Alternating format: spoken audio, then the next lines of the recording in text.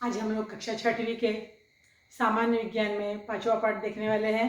आसपास के पदार्थ, उनकी अवस्थाएं और उनका गुणधर्म। हम लोग देख रहे हैं पदार्थ की अवस्थाओं का रूपांतरण कैसे होता है।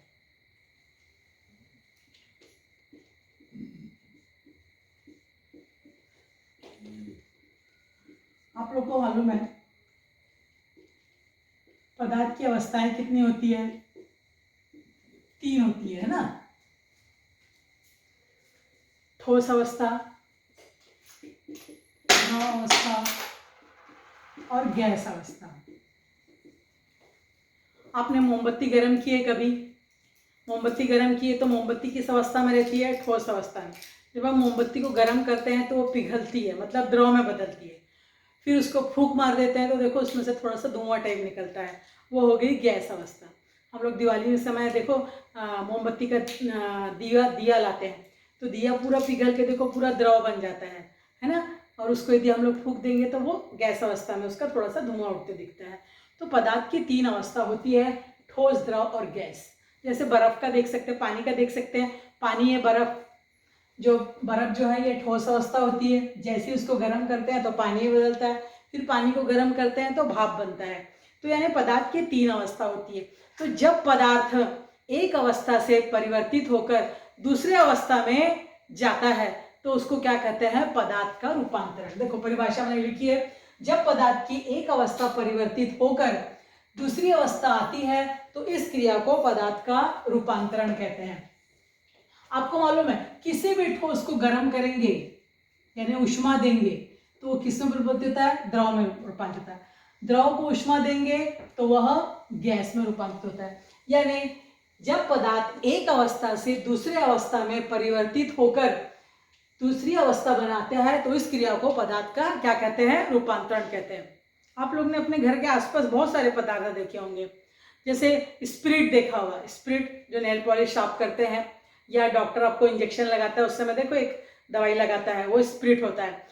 तो वो लगाने के बाद वहाँ पर क्या होता है? तुरंत उड़ जाता है, देखो वहाँ पर दाग वगैरह नहीं बनता है। तो कुछ ऐसे पदार्थ होते हैं। कपूर देखा है, वो भी धीरे धीरे छोटी टिक्कियाँ होते चली जाती है। पेट्रोल देखा है, ये भी गिरता है तो उड़ जाता है धीरे धीरे। उसी प्रकार घी देखो ठोस अवस्था में रहता है तो गर्म करने से पिघलता है। ठंडियों में नारियल तेल भी देखे होंगे, जम जाता है और बाद में फिर पिघलता है। आपके घर में घी देखो, घर में मम्मी किचन में होगा तो घी देखो जमी हुई अवस्था में रहता है, फिर मम्मी उसको पिघलाती है, गर्म करती है, ऊष्मा देती है तो वो किसमें बदलता है? द्रव पदार्थ में बदलता है।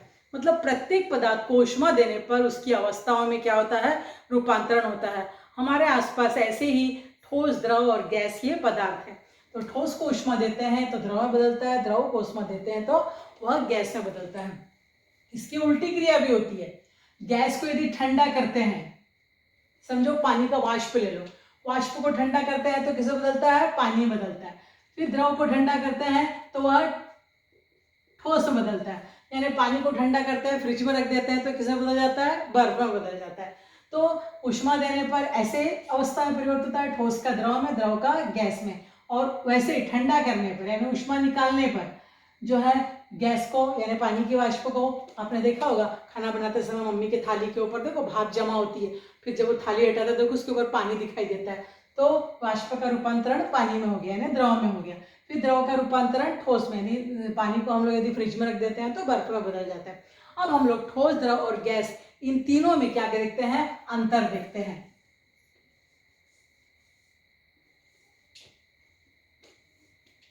आपको मालूम है ठोस पदार्थ का उदाहरण, द्रव पदार्थ का उदाहरण, गैस पदार्थ का उदाहरण बता सकते हैं?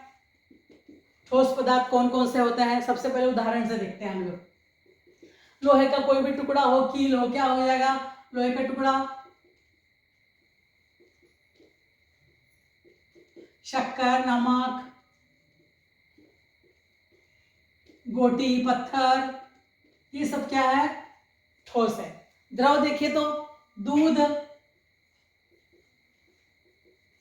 पानी, तेल, शरबत,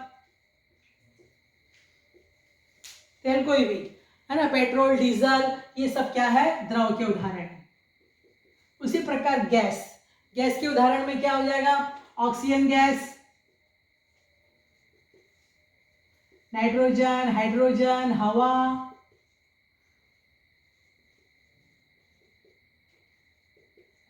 अगरबत्ती का धुआं, ये सब क्या हो जाएगा? गैस का उदाहरण।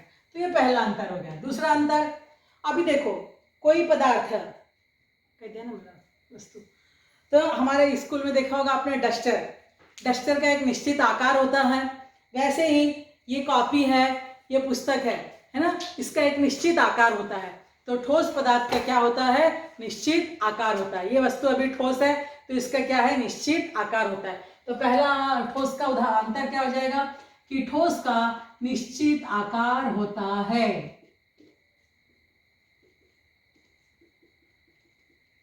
अब द्रव, द्रव को देखो, पानी होता है ना, पानी एक द्रव का उदाहरण ले लो, दूध, पेट्रोल। तो दूध का कोई निश्चित आकार है क्या? नहीं। उसको ग्लास में डालेंगे तो ग्लास का आकार हो जाता है। उसी प्रकार लोटे में रखेंगे तो लोटे का आकार हो जाएगा, बर्तन में रखेंगे तो बर्तन का आकार हो जाएगा। तो द्रव का कोई निश्चित आकार नहीं होता है।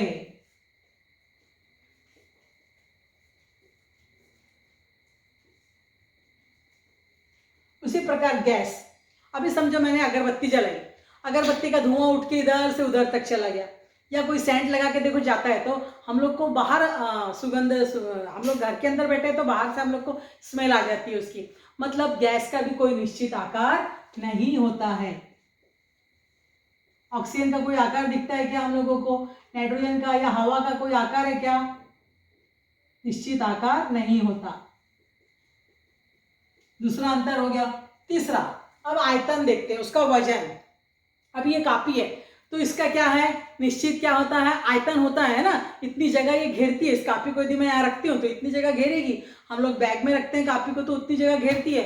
मतलब कोई भी वस्तु जो है, कोई भी ठोस वस्तु का क्या होता है? निश्चित आयतन होता है।